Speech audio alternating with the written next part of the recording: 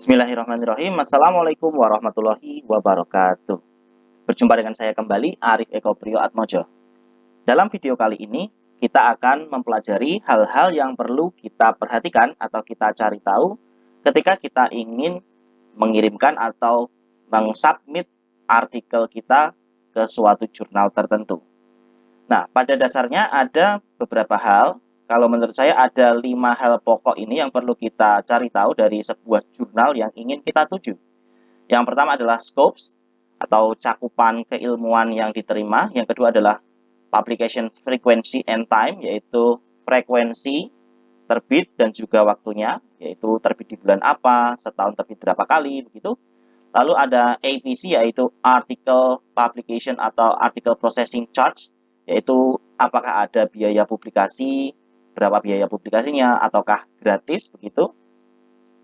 Lalu ada template penulisan ya, dan yang terakhir adalah Author Guidelines, atau guide petunjuk untuk penulis. Baik, kita mulai dari yang pertama, yaitu kita membuka website jurnal IJAL atau Indonesian Journal of Applied Linguistics di sini. Nah, coba kita cari tahu scope atau ruang lingkup cakupan bidang keilmuan yang diterima di jurnal ini. Kita klik di sini pada About. Nah, biasanya focus and scope terletak di sini, di policy sini ya. Focus and scope kita klik di sini. Nah, lalu kita baca.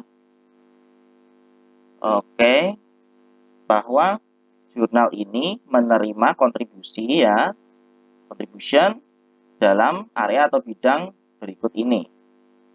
Itu misalkan first, second, and foreign language teaching and learning. Jadi menerima artikel tentang pengajaran dan pembelajaran bahasa pertama, bahasa kedua, dan bahasa asing. Lalu bahasa dalam pendidikan, lalu perencanaan bahasa, dan juga pengujian bahasa, language testing, curriculum design and development, dan seterusnya sampai forensic linguistics. Nah, disinilah kita penting mengetahui scopes dari jurnal yang kita tuju, apakah sesuai tidak dengan artikel kita. Kalau ternyata artikel kita tentang sastra atau budaya, nah sedangkan jurnal ini tidak mencakup tentang culture ataupun literature, ya. Sepertinya di sini tidak dituliskan ya, di sini discourse analysis, translation, clinical linguistic, literature and teaching bisa ya. Kalau literature tapi terkait dengan teaching, pengajaran bisa ya. Tapi mungkin kalau literature murni, analisis novel, analisis lagu yang tidak terkait sama sekali dengan teaching ya, kemungkinan akan ditolak begitu. Itulah pentingnya kita mengetahui focus and scope dari jurnal yang ingin kita tuju. Lalu yang kedua adalah ya, waktu publikasi dan juga frekuensinya. Biasanya kita bisa cek di sini ya, publication frequency. Ya. Sejak bulan Mei 2017, IJAL terbit 3 kali dalam setahun pada bulan Januari, Mei, dan juga September. Ya, dengan 20-25 artikel setiap isunya, setiap isu ya, setiap edisinya. Jadi setahun terbit 3 kali pada bulan Januari, Mei, dan September, dan setiap satu terbitan, satu edisi, satu isu, misalkan Januari 2018 itu terbit 20-25 artikel. Oke, dan kerennya teman-teman, ini IJAL ini sudah terindeks Scopus dan dengan kuartil 2 ya, Q2.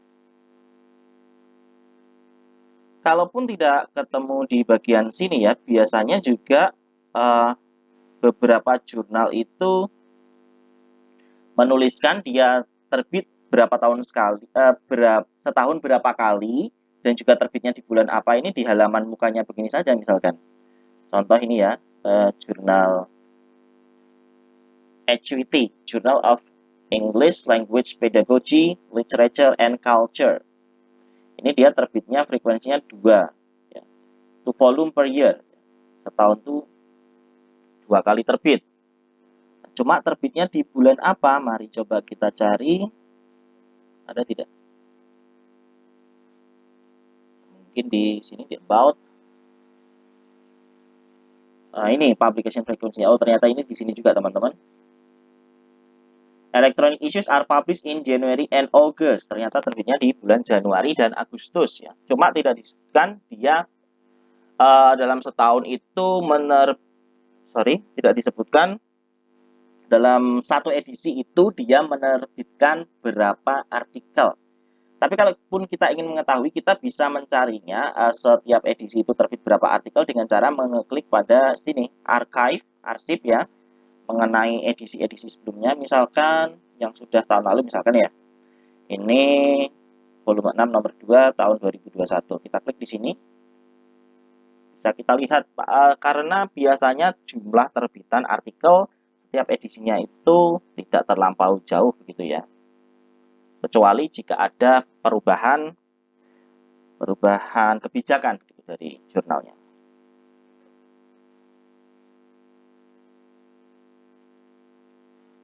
Oke, kita cek di sini ada berapa ini? 1, 2, 3, 4, 5, 6, 7. Ya, ada sekitar 7 artikel ya.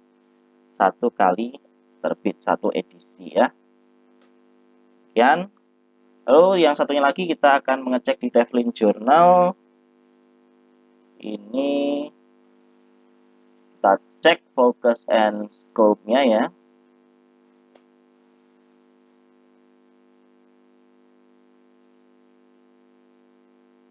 Ya, kalau Tevlin Journal ini menerima baik paper atau artikel konseptual dan juga artikel research base ya, artikel original research. Oke,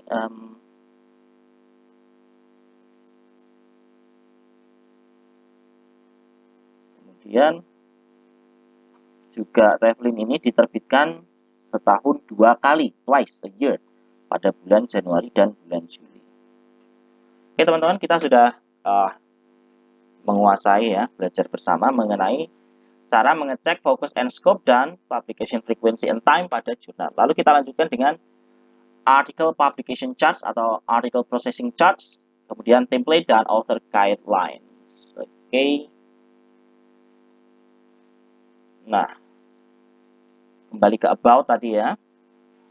Di sini ini ada APC atau FIS ya. Jadi terminologi yang digunakan bisa FIS, bisa APC atau article processing charts atau article publication charts. Coba kita klik yang FIS dulu ya.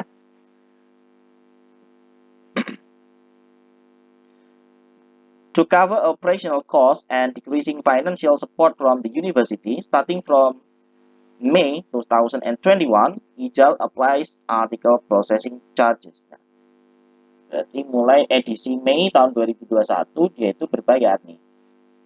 Ya berarti sebelum itu tidak berbayar alias gratis. Lalu kita cek aja di APC tadi ya. Kita cek APC. Nah ini. We would like to inform you that starting July 2021, we will apply an article processing charge of US dollar 350 to cover the publication services, including the cost of peer review administration and management, production of articles in PDF, and dissemination of published papers. Ya, kalau segini ya 350 US dollar, kita kalikan saja ke kurs Indonesian rupiah ya, rupiah Indonesia ya. Sekitar berapa itu? Ya, tentunya karena kurs berubah-ubah ya. Silahkan cek saja sendiri. Lalu kalau di sini di Acuity Journal of English Language Pedagogy, Literature and Culture apakah gratis atau berbayar? Mari kita cek. Nah, ini author fees, terminologinya author fees ya. Klik di sini. All articles are made immediately available nationwide under an open access license. This means everyone has free and unlimited access to the full text of all articles published in these journals, and everyone is free to reuse the published material if proper accreditation or citation of the original publication is given. Journal of English Language Pedagogy, Literature and Culture is a non-profit journal. Dia bukan jurnal profit, bukan jurnal untuk cari laba, cari untung gitu ya. Sehingga does not charge publication or processing fees from the authors. Dia tidak membebankan biaya publikasi atau biaya pemrosesan artikel kepada penulis, begitu ya. No subscription fee is levied for libraries or individuals. No fee is levied for accessing published articles. Jadi ini totally free ya, gratis, benar-benar gratis. Ini jurnal jurnal Acuity ini gratis. Untuk penulis yang ingin mengirimkan artikelnya ke jurnal ini gratis, silahkan ya. Dan ini lumayan juga, ini terindeks Sinta. Mari kita cek Sinta berapa ini. Oh, peringkat 4, Sinta 4. Cukup baik juga ini ya. Bisa dijadikan referensi teman-teman di bidang ini ya. Pedagogi, bahasa Inggris, literature, bahasa Inggris, dan juga budaya yang terkait dengan bahasa Inggris. Oke, kalau di Teflin sendiri kita cek juga about publication fee-nya di mana ya?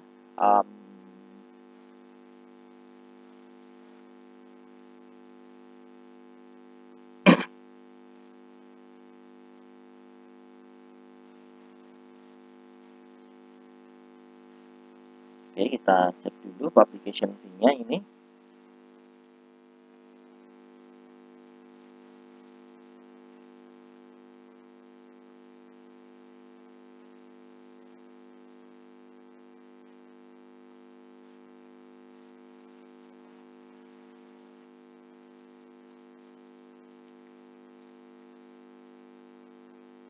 Di author guidelines ya, coba kita cek, ini ada contact editorial team, focus and scope, section policies, peer review, publication frequency. Ya, ini kok agak susah mencarinya teman-teman. Oh ini ya, ternyata di author guidelines untuk Teflin Journal, dia informasi mengenai biaya publikasinya itu tidak di author fees atau APC atau article publication fees atau article processing charges begitu ya, tapi di author guidelines ya. Catatan di sini, Teflin Journal does not charge authors fees for article submission, processing, and publication. Jadi totally free juga ini. Cukup menarik, Teflin ini adalah jurnal terindeks pada Sinta 1 dan juga terindeks Scopus ya teman-teman. Silakan yang berminat mengirimkan artikelnya ke jurnal Teflin, ini gratis ya. Gitu. Lalu template ya. Template ini berfungsi untuk sebagai format ya, format standar dari jurnal tersebut, supaya artikel kita layoutnya sama dengan artikel-artikel lain yang juga dikirim ke jurnal ini. Biasanya itu terletak di sebelah kanan sini teman-teman, template ya, ini ya, artikel template. Kita klik. Nah ini muncul ya, muncul kan, lalu bisa kita download ini ya. Kita download di sini ya, klik download ya, seperti itu. Nah sudah tersimpan begitu. Lalu misalkan yang Acuity Journal juga ini, nah ini benar ya, seringkali memang di sebelah kanan sini teman-teman ya, klik jurnal template.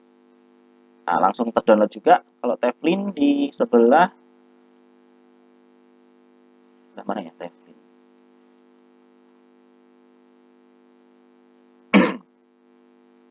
coba about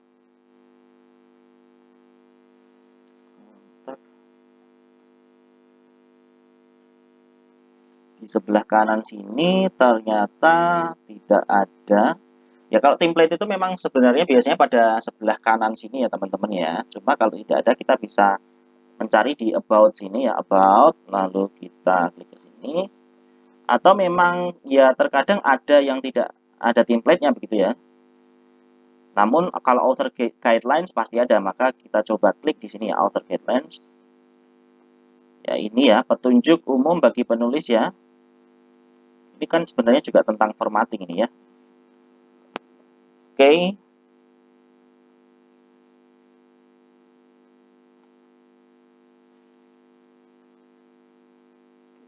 Template-nya di mana belum ketemu juga. Di atas ini juga author guidelines sepertinya tidak ada juga ya, author guidelines. Ya, kalau semisal ada suatu jurnal yang ingin kita tuju tapi tidak ada template-nya ya, tidak ada template penulisannya ya, makanya kita hanya bisa berpatokan pada author guidelines ya, sini. Nah, ini kan juga ada aturan-aturan formatting penulisannya begitu, sehingga kita bisa menyesuaikan template penulisan kita. Oke, mengenai author guidelines di jurnal IJEL ini juga ada ini author guidelines. Lalu jurnal Acuity, coba kita cek juga author guideline-nya. Nah, ini juga ada author guidelines ya. Ini ya kalau sudah ada template-nya sih sebenarnya author guidelines cukup kita baca sekilas juga sih, sekilas saja ya. Karena ini sebenarnya juga merupakan tadi teknis formatting penulisan, layout ya, formatting teknis formattingnya saja. Ya. Cuma kalau misalkan ya ada ketidaksinkronan antara template dengan author guidelines-nya kok berbeda ya, kita cek apakah template-nya itu rilisnya lebih baru, lebih belakangan gitu ya. Kalau template-nya lebih baru ya, tanggalnya misalkan yang author guidelines ini dibuat tahun 2019, artikel template-nya itu revisi pada tahun 2020 atau 2021, berarti kita pakai patokan artikel template-nya ini begitu. Jadi begitu, kadang pengelola jurnal itu kadang ada yang lupa ya mengubah author guidelines-nya, tapi artikel template-nya sudah diubah atau direvisi ya begitu. Atau kita kalau misalkan bingung, kita bisa konfirmasi saja ke kontaknya, kontak dari jurnal tersebut. Misalkan kita klik di about, biasanya ada kontak di sini ya. Kita bisa kontak melalui, jika ada nomor HP atau WA-nya, melalui nomor HP atau WA, atau kalau tidak melalui emailnya, gitu ya. Oke, saya rasa itu ya poin-poin penting yang perlu kita ketahui sebelum mengsubmit atau mengirimkan artikel kita ke suatu jurnal tertentu ya. Tadi ada focus and scope, lalu ada yang kedua adalah publication frequency and time, ya, frekuensi publikasi dan waktunya di bulan apa saja.